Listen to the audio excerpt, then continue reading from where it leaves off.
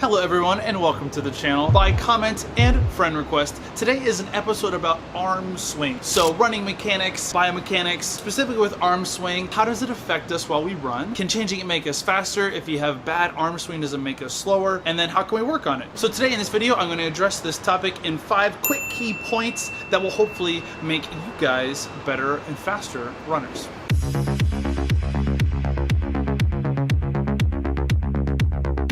Alright, so first thing, what is the function of our arms while we run? So real simply, your arms help control the rotation of your torso and improve balance. So when you run, you take a step, your body wants to naturally do this. Your arms help counterbalance that rotation of the torso. And there's actually a neural connection between your arms and your legs while you move. A great example is when you're running uphill, you tend to drive your arms a little more to try to improve leg turnover. And then when you go downhill, you might notice you tend to kind of break your arms a little bit like this because you're also braking with your feet as you're going downhill. I'm not saying that's necessarily proper movement patterns. I'm just saying that that's kind of what we naturally tend to do. So your arms and your legs are neurologically linked. They go with one another. Hip to be square.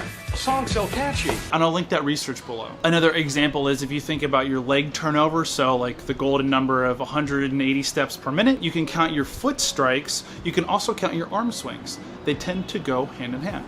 Pretty cool. All right, so what if you restrict arm swing motion? How does it affect you? I found a really funny study where they restricted arm motion while people walked, and it increased the VO2 consumption, it increased heart rate and oxygen cost anywhere from 8% up to 34%. And they also found that as cadence increased, if their arms were controlled, their stride length decreased. So like basically as they got faster, their stride length decreased because their arms couldn't help counterbalance the motion of the torso. And so to be clear, this was just during walking. Obviously walking and running are metabolically and biomechanically not the same. I actually couldn't find any studies on restricted arm motion during running, probably because it's kind of dangerous to do in a research context. If anyone finds anything, let me know. But the fact remains that restricting your arm motion can negatively impact your biomechanics. Okay, so the fix or the key point here, thankfully, your body will naturally find its arm swing rhythm. As you move, your body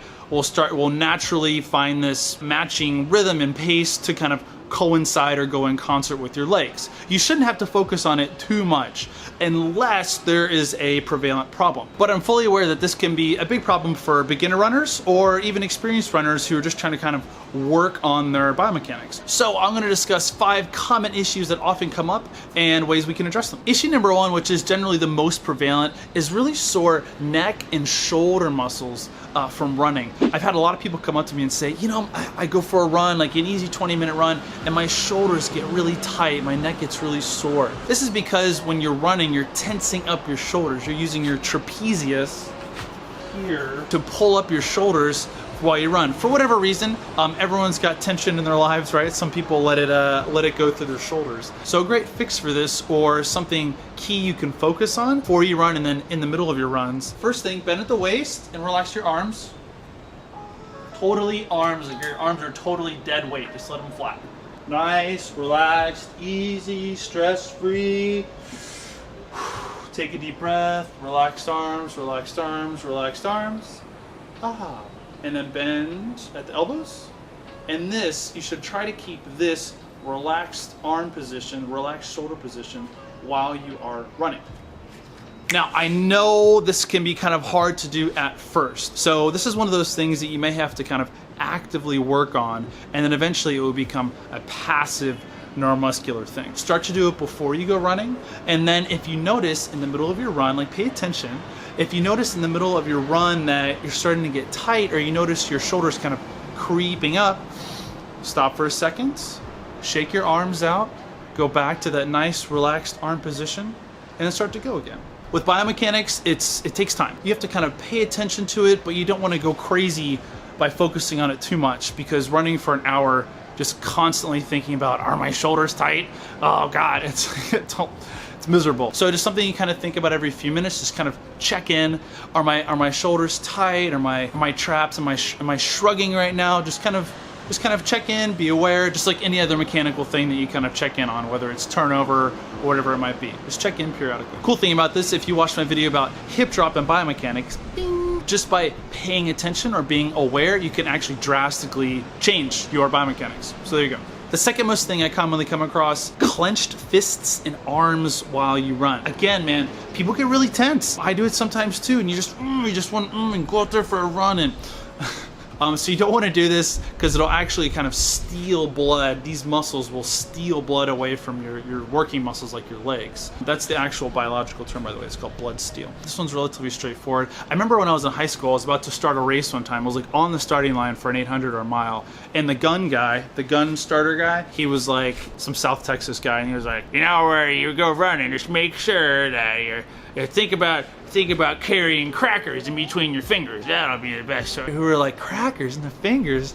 Going for a run? What are you talking about? Oh, I'm 16. All right, so the idea is that there's a few things you can think about. Think about maybe having crackers in between these fingers, and you don't want to break the crackers, so you're kind of running along very gingerly, right? Not breaking the crackers. Some people swear by putting their thumbs and this finger together because it's like the least amount of tension or something with the hand muscles. That's something you could think about. I would say you don't have to think about crackers unless you really want to. Focus on just relaxing your hands. Don't squeeze. Pay attention to it. Really kind of notice when you're running, if you're clenching your fists. It will affect your performance. If you clench your fists into your forearms, into your arms, you use your arms while you run, but you don't really use the muscles of your forearms and your hand while you run, you know? So let that blood go to your legs. That's also why sometimes people wear sunglasses, is because if you grimace, your cheeks, your face muscles will start to steal blood from your leg muscles. I know it sounds crazy, but every little bit, every little percent helps. Number 3, if there's too much wasted motion in the arms, what's wasted motion with the arms? It's gonna be this, lateral movement. Yes, our arms control the movement of our torso, but generally we run forwards, not to the side. The kind of prevalent coaching theory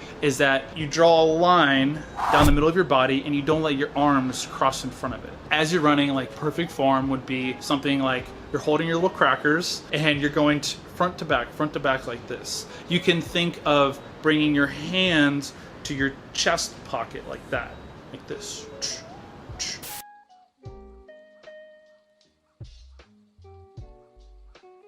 With this, you're pretty much always keeping your motion going forward. You're not wasting any crazy movement like this. Is that a raincoat? Yes, it is. So while you're running, just to think of going forwards, just think of kind of keeping your hands going back and forth like this, your hands and your arms going back and forth like this.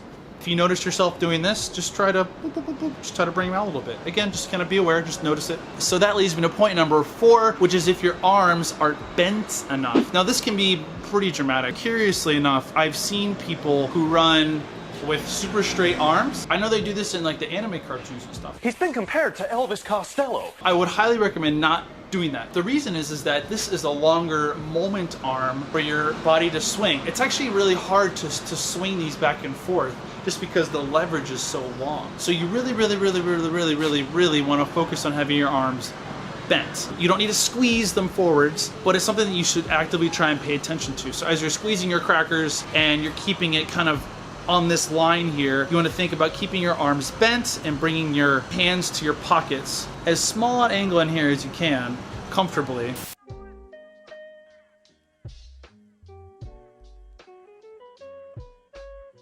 So when you're going back like this, don't let your arms swing back like that. That's not really going to help you in distance running.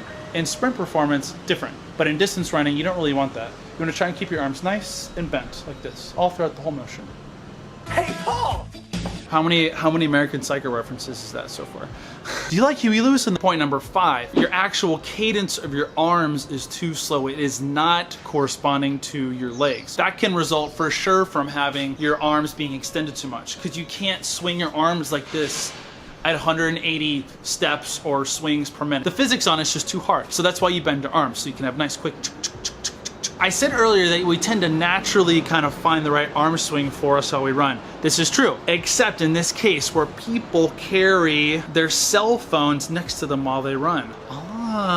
Do you ever do that? I've done it before. We've all done it. We've all been there. If you're running with your phone, you have headphones, I promise you your arms are not in swing and step and cadence with your legs. Running with a phone in your hand will affect your mechanics. I will look for research on this and I will try and throw it below, I promise. You're naturally not going to want to carry your phone like this, nor are your arms going to be at this natural cadence. It's going to be modified. Your arm swing's probably going to be a little slower than normal. The angle here is going to be a little lower, and you're also going to be losing like a percentage of performance because your hand's squeezing your phone to try and hold on to it, right? If this is you, if you find yourself running with a phone, I mean, sometimes we have to, like these things happen, whatever. But I wouldn't do it every day. It's just not natural. When you run a race, you're probably not going to have your phone in your hands, right? So try and invest in some wireless headphones, or I'll link you guys the headphones I wear. I use like a little iPod Shuffle. So my iPod Shuffle, and I put it on this little thing, like it goes in the back, like right here, ding, which is really cool. And this just kind of wraps around your head. You're on your ears, just like this. Here's back. Yeah, and then as you're running, you just hit play. Next. Super lightweight, super easy to control. These are also super cheap. They're like 30 bucks. I'll link them below. The company is Arriva. I'm not sponsored by them yet, but I've been running in these things for about 3 years now. Full transparency, sometimes they break because they're bendy and stuff, but they're not extravagantly expensive. Like I said, like 30 bucks. You could have wireless Bluetooth headphones that connect down to your phone, but try and get in the habit of not carrying stuff in your hands. It'll be extra weight, extra blood steel, and it really will affect your movement patterns.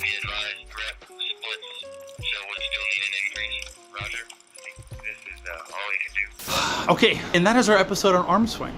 I hope you guys enjoyed this. Thank you so much for requesting this in the comments. I'm happy to talk about it. If you guys enjoyed this video, please leave a like and subscribe if you're not already subscribed. And then leave a comment. Tell me what you think. If there's stuff you guys want me to cover in the future, let me know. I love doing this stuff. I have tons of ideas for videos I want to do, but if I can directly help my viewers, that's the best thing I can do. So I just want to provide some good value to you guys, to you runners, help everyone run faster, more efficiently, and yeah, hopefully provide some quality educational answers with no BS around it. Just want to be transparent. So that's why I linked the research below, and that's why I try and give really practical advice. Also, I'll leave a link below if you want to help support the channel directly, monetarily.